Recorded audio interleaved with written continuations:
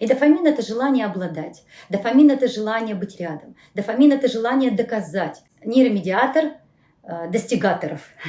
Адреналин и дофамин на таком высоком уровне постоянно поддерживать и не нужно. Это не работа. Работа там, где мы работаем как рабы. Нас заставили, и мы работаем. Страстное желание обладать и быть рядом — это не любовь ушла, это переход в другую фазу. Не зная это, люди проходят 3 года брака, опять меняют партнеров. Не надо сводить это все банально к химии, к веществам, к молекулам. И как сохранить свои чувства, если это действительно тот самый человек.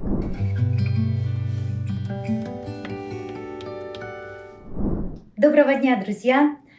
Я хочу записать для вас пару роликов про нейромедиаторы.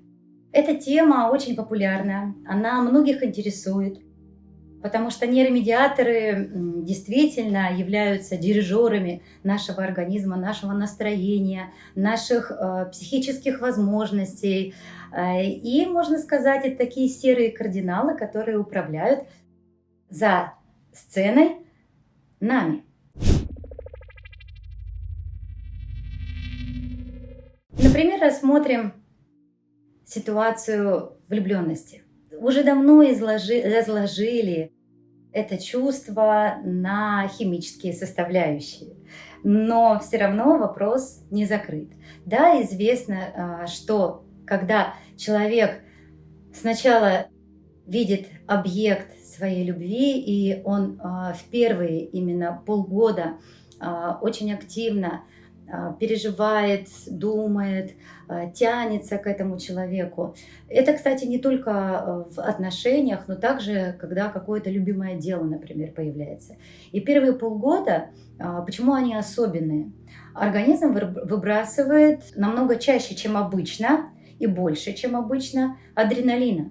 Именно адреналин, он дает вот это ощущение бабочек в животе, потому что адреналин у нас отвечает за спазм кишечника, но это не катастрофический какой-то спазм, это такое легкое спазмирование, которое нам показывает высокий уровень адреналина. Такое же ощущение пустоты или бабочек в животе человек ощущает, когда, например, на американской горке несется вниз. Или дети любят качели вверх-вниз, и вот это вот ощущение пустоты и подъема одновременно, такого приподнятого состояния, когда все обостряется вокруг, возникает, когда вот мы летим вниз. И вот состояние первые полгода вот этой гормональной влюбленности, этого взрыва гормонального, когда хочется каждую секунду, каждую долю секунды проводить с объектом своей любви, это как раз обеспечивается адреналином. Адреналин очень важный нейромедиатор, он нам позволяет выживать в тяжелых ситуациях, когда, казалось бы, нет никаких возможностей, ресурсов, но он заставляет организм изыскать эти ресурсы, как говорится, да, 2-е, 3-е, 4-е дыхание. И вот в этом состоянии, когда все по плечу, все возможно, нет никаких преград, вот в этом состоянии и проходит первый этап влюбленности. Параллельно подключается выработка дофамина. Дофамин берет эстафету адреналина, все время организм не может выдавать такой уровень адреналина, и, естественно, через определенное время происходит снижение адреналина, но к тому времени уже высокий дофамин. И дофамин — это желание обладать. Дофамин — это желание быть рядом. Дофамин — это желание доказать, что ты достоин, что ты лучший. Дофамин — это нейромедиатор достигаторов, так скажем. То есть ты готов на все для того, чтобы твое желание сбылось. И вот именно на уровне дофамина делается предложение. Может быть, это перекрестная фаза, адреналин еще есть, и дофамин уже поднялся. В это время человек принимает решение, что он всегда хочет быть рядом, он не хочет потерять ни одной минуты без своего любимого. Но дофамин тоже не может вечно оставаться высоким. И в среднем где-то около года длится вот этот этап дофаминовый. И потом дофамин постепенно снижается, но к этому времени уже организм научается вырабатывать окситоцин в ответ на объятие любимого человека, на его образ. Неважно, это будет по фото или на видео, или это вживую встречи. Окситоцин, который приходит на смену дофамина, он уже выдает вот эту вот теплую, долгую любовь, вот эти отношения доверия, это безопасность, это в идеале, как отношения должны развиваться. И, конечно же, там дальше тоже есть ступени, и я не соглашусь с теми исследователями, которые пишут в своих книгах, ссылаясь на определенные клинические испытания, что любовь может длиться 3 года, по другим источникам 10 лет. Конечно же, человек, помимо того, что он обладает большим количеством сложных, совершенных рефлексов, помимо этого у человека есть сила воли, и помимо этого у него есть свобода выбора. Так вот, поддерживать окситоцин в себе, адреналин и дофамин на таком высоком уровне постоянно поддерживать и не нужно. Но вот поддерживать в себе высокий уровень окситоцина способен каждый человек, который хочет сохранить любовь на долгие-долгие годы, на десятилетия.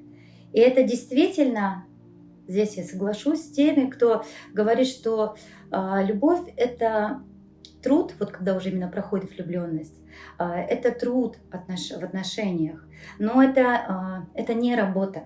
Работа там, где мы работаем как рабы, нас заставили, и мы работаем. А труд — это то, что мы делаем с удовольствием. Труд — это инициатива и свобода выбора человека. Труд — это то, что мы хотим привнести, и нам важно получить результат, вложившись своими усилиями. Так вот, поддерживать окситоцин в паре — это тоже труд. Но, к сожалению, некоторые люди просто не знают, да не некоторые, а многие люди не знают об этой необходимости. И кажется, что хочется, что любовь прошла через полгода, через год, когда снизился уже и адреналин, и дофамин, и хочется все время вот этих ощущений. Они уже не испытывают вот эти американские горки, как в первые полгода. Они не испытывают вот это страстное желание обладать и быть рядом, как было на высоком дофамине. И кажется, что вот когда эти все страсти улеглись, у людей ощущение, что любовь ушла. Это не любовь ушла, это переход в другую фазу. И если бы об этом рассказывали в школах, на уроках семейного воспитания, не про варианты сексуальных отношений, как сейчас, к сожалению, во многих странах, к чему сводятся уроки, где должны бы беседовать о семейных ценностях, а беседы идут о различных видах секса.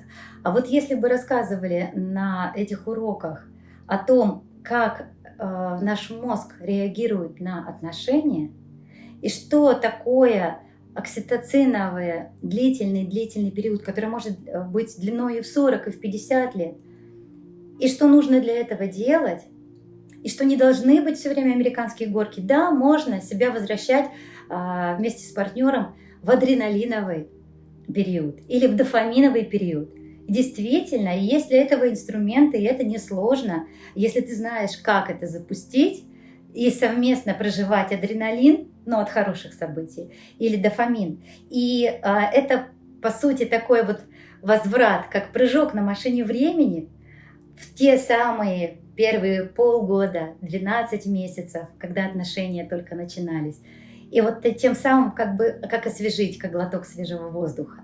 Но все-таки суть длительных отношений и фундамент строится на окситоцине. И не зная это, люди проходят 3 года брака, и опять меняют партнеров, и все это может длиться бесконечно.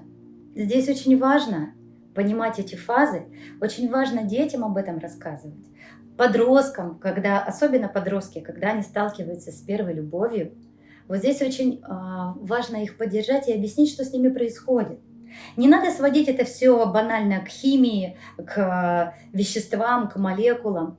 Нет, конечно, это высокое чувство, которое, испытывая, мы приближаемся к самому высшему своему состоянию, к сатвическому состоянию. Особенно если это чистая, бескорыстная любовь и желание, чтобы человек был счастлив а не просто им обладать.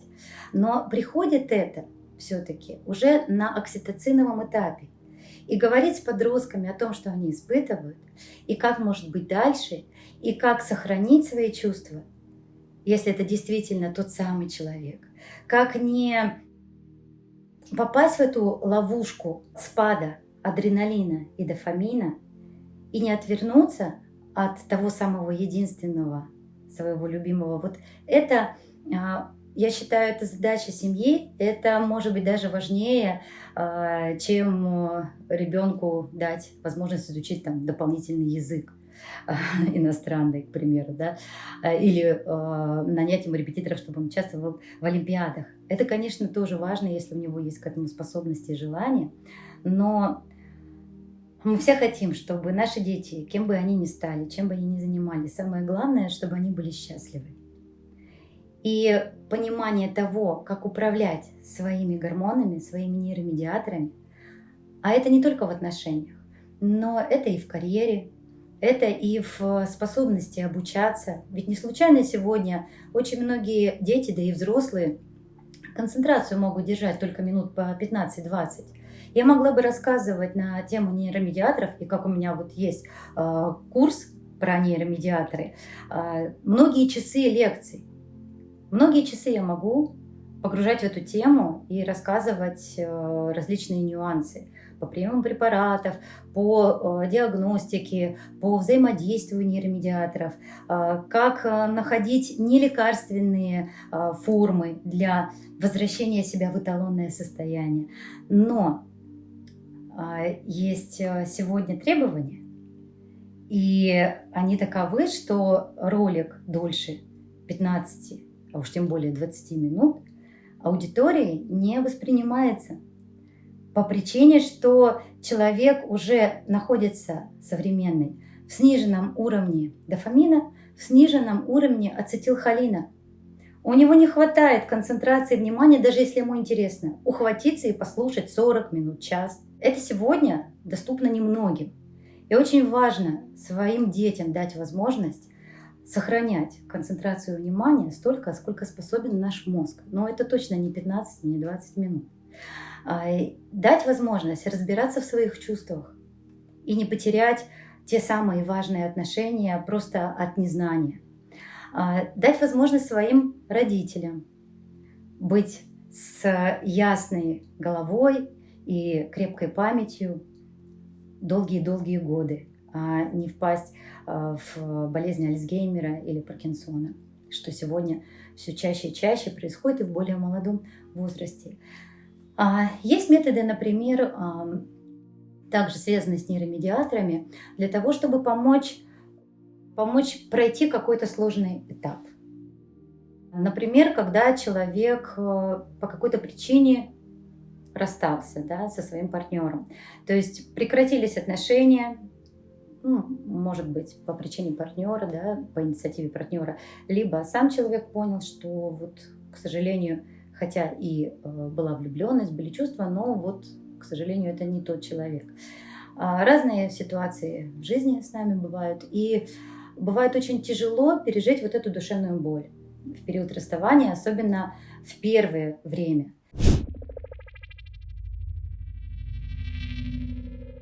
И здесь опять поможет знание о нейромедиаторах. Очень важно в это время включить адреналин и дофамин.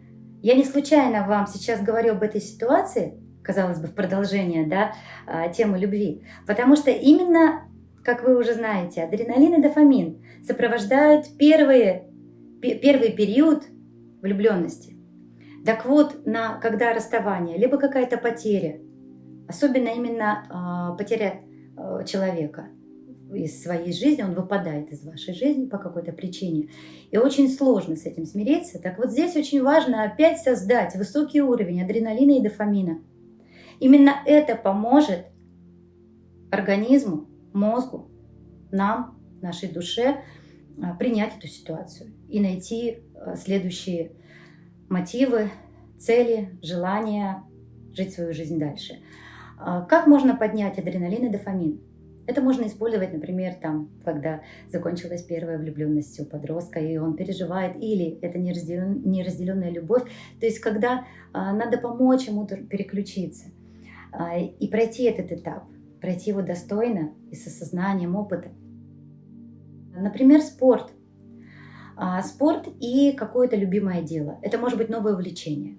Для девочек можно это совместить, да и для мальчиков тоже. Можно совместить, например, танцы, современные танцы. Это и спорт, который будет давать адреналин, и увлечение, которое будет давать дофамин. Может быть какой-то клуб по скалолазанию. Это может быть какие-то туристические поездки, именно турклубы какие-то. Здесь уже надо смотреть, чем увлекаетесь вы или ребенок, кто хочет, да, воспользоваться этим советом. Но очень важно, чтобы был адреналин с дофамином. Не случайно подростки, испытывая разочарование в жизни, расставание с друзьями, с любимыми, при смене школы, например, не случайно они тянутся в так называемые плохие компании, где есть доступ к различным наркотическим веществам, к алкоголю, потому что таким образом и всякие рискованные вот эти мероприятия, там, руферы, да, когда они там по крышам без страховки прыгают, по бордюрам там на самокате, рискованные очень вещи делают. И очень много кто травмируется, конечно же. Почему они к этому тянутся? Они таким образом повышают себе риском, повышают адреналин, а вот этими веществами повышают дофамин. И вот это сочетание адреналина с дофамином позволяет им действительно пройти тяжелые периоды пересмотра определенных событий в своей жизни. Но это небезопасные методы, а вы, зная, как делать и что предложить, вы можете, во-первых, объяснить, что происходит с человеком, а во-вторых, предложить безопасные способы переключения. Есть и растительные препараты, и методы, что изменить в своей жизни, и образ мышления, как поменять. Об этом все мы на курсе про нейромедиаторы с вами подробным образом будем разбирать. Это огромное количество лекций, и работы с кураторами, и конференции со мной, где мы будем подбирать ключики каждой конкретной ситуации каждого человека, кто захочет разбираться досконально в теме нейромедиаторов. Я надеюсь, вам было полезно, интересно. Будет продолжение на тему нейромедиаторов. И я вам желаю светлого, хорошего, доброго дня.